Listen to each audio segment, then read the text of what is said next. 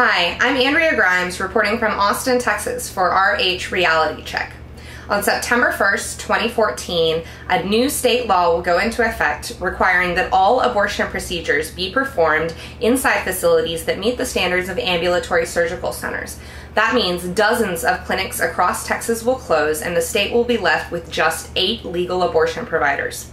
Today I'm inviting you to come along with me on a tour of the Whole Women's Health facility in San Antonio, Texas, to understand a little bit about the difference between a licensed abortion provider and an ambulatory surgical center, and to understand the effect that this law is going to have both on patients and providers.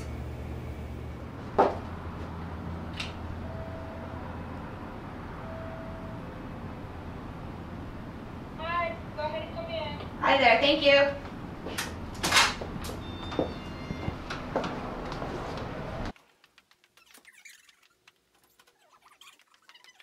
This is Andrea Ferrigno of Whole Women's Health in San Antonio. So one of the first things that we do is an ultrasound, and that is done in a regular exam room, to a regular doctor's office, nothing too intimidating there. At Whole Women's Health we have what we call the Women's History Project, and so we dedicate each area to an empowering female figure in history, and so this is Georgia. And as you can see, it's a very basic, very normal exam room. We have an exam table, ultrasound machine, anything that the physician will need to complete the ultrasound or a medical exam is available in this space. And it's something that's an area that's familiar with to most women. If you've been to any doctor's office, you know that it looks something like this. We like to use moon lighting, so we like the soothing lighting versus the overhead, so it feels a little bit more comforting, a little bit more soothing. So then we also do some lab work, and that happens in Sarah when this is our laboratory. Again, not very intimidating, very simple. What we do, we check vitals, we check for hemoglobin, we check for the RH factor, that sort of thing, and explain what the results are and why it's important for us to do that aspect. And then we also like to talk about what matters most to them. You know, what are the reasons you're here? How do you feel about your decision? What kind of support system you have at home? Have you had enough time to think about it? And so we like to do that one-on-one, is what we call counseling. This room is named after the CEO of Whole Women's Health, Amy Hagstrom Miller. And what we like to do, we invite the woman, if they are coming with friends or family, we ask them to give us an opportunity to touch base with the patient by herself. We ask the patient if that's okay. And then once we're here in private, then we explain why. You know, and it's because we want to give that neutral space where you get to say and ask whatever you want, and not feel like you have to filter what you were going to say because of the people around you, because you're protecting yourself. And so we like to have that space, and then if they choose to have somebody with them, then we can bring them into this process as well. We have tons of resources and material to offer to our patients if they're not feeling like they haven't had enough time to think about it, and they would like to consider other options, what's it like to continue the pregnancy, what's it like to go through an adoption process, and so we provide that type of information so that they have the resources that they need to choose what they think is best for them. So what's next? So we went through sort of the steps of, you know, ultrasound, counseling, lab work, and actually the procedure itself at an abortion clinic would happen in the room. You would do it here in a little room, the same room that you did the ultrasound? Yes, it's the exact, you have everything that you need there. Exam table, monitors for vitals, the instruments for the physician. I mean, all the instruments, the medications, everything that's important for that procedure, for making sure that the patient's doing okay, is available in that room. There's no need for more space or anything like that. And even to offer conscious sedations, we can very well do it in that in a procedure room, in an exam room. And it's something that is done in medical practice outside of gynecological care, outside of abortion care. It's done all the time without any type of restrictions, like the type of restrictions that we're facing now. Right. One of the areas that I could show you also is our recovery room. Yes, yeah. Because it's one of my favorites, so we can go back here. After the procedure is completed, we bring the patient over and they rest here for maybe 20-30 minutes, depending on how they're doing, how they're feeling. We check their vital signs, check how much pain they're having and bleeding, and we talk about post-op instruction. And what I like about this is it's very comforting, it's very soothing. We're very, we like to be very intentional about the kind of things that we have available to patients while they're waiting, and then during this time where the procedure is done, the experience is completed. All the stress and the anxiety and the nerves, all of this, it's in the past. The procedure is done, you are doing okay, and you are ready to go back to the world and do what you want to do. It's very empowering, it's very emotional.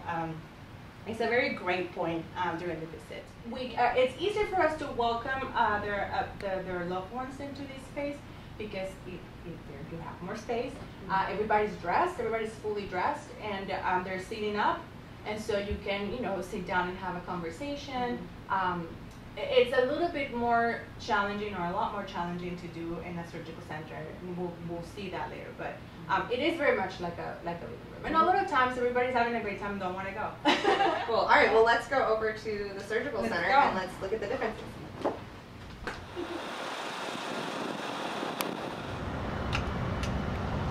Hello again. Hi. So the first thing I noticed was how wide that door is. Yes. And how wide this door is. So everything is predetermined by state regulations when it comes to a surgical center.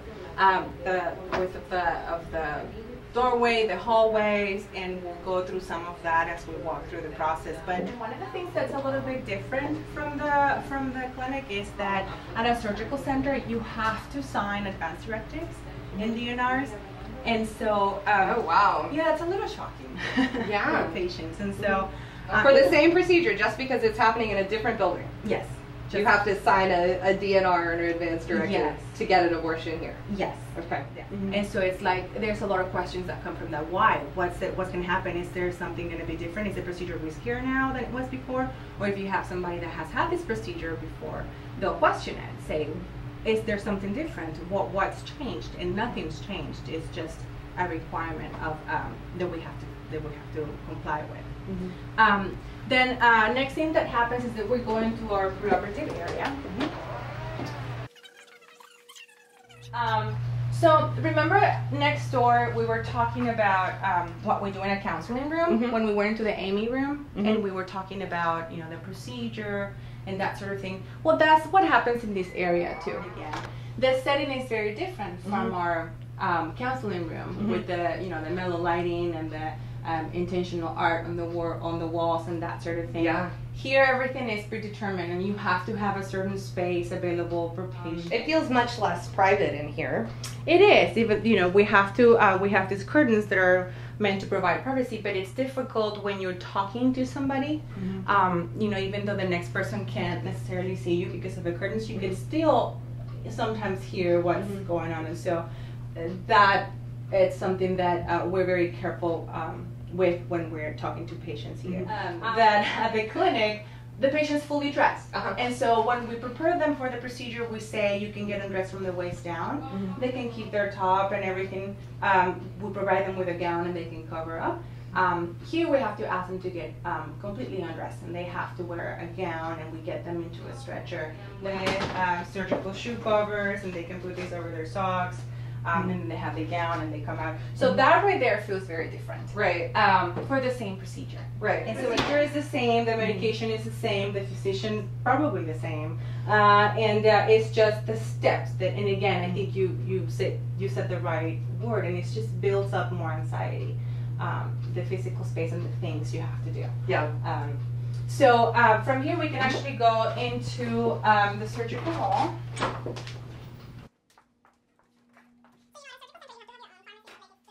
This space has its own set of regulations, policies, and staff.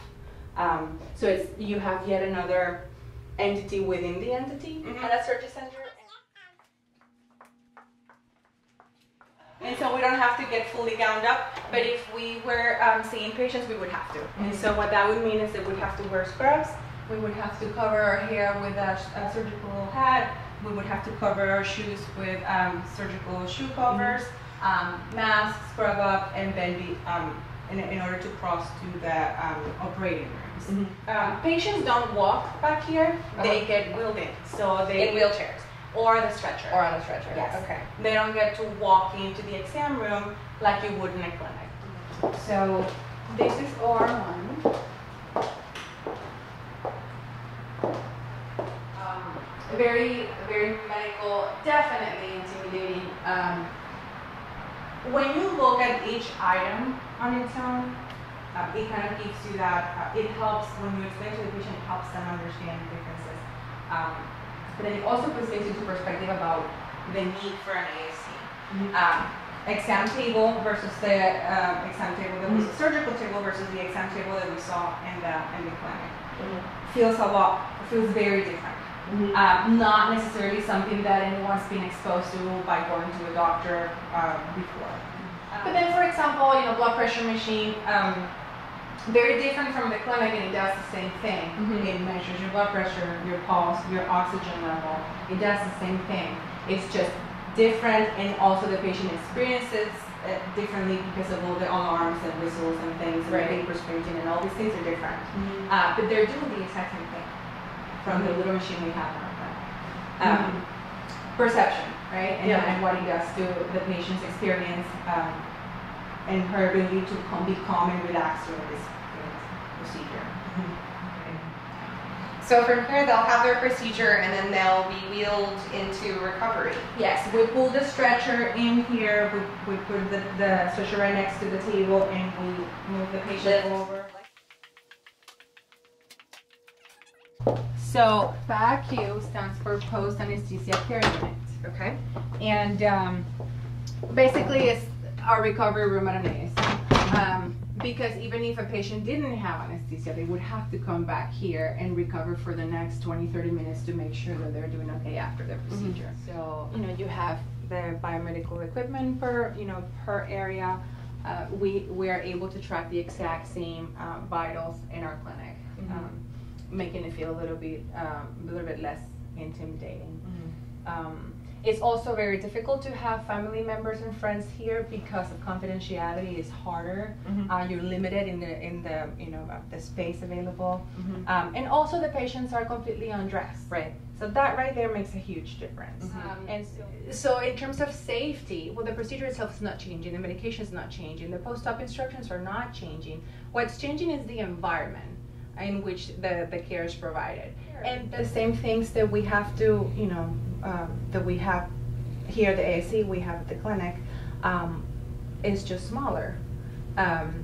In there, if we ever needed to transfer a patient to a hospital, which is something that happens very rarely, it's very unlikely, we would do it here just like we would do it there. It's the exact same process. That does not change. I wouldn't say necessarily this has been an improvement. On the contrary, I think this is just, it's harming the way that a safe procedure is being done for many years. Legal abortion care is tremendously safe, whether it's performed inside a licensed abortion facility like the first clinic we visited, or inside an ambulatory surgical center like the second facility we toured. The only thing that changes for Texans on September 1st is the law and the resulting shutter of dozens of legal abortion providers. Just 8 facilities will be left open in Texas in Dallas-Fort Worth, Houston, San Antonio, and Austin, and thousands of Texans will be forced to drive, bus, or fly hundreds of miles round trip to the closest large city to access a legal abortion procedure.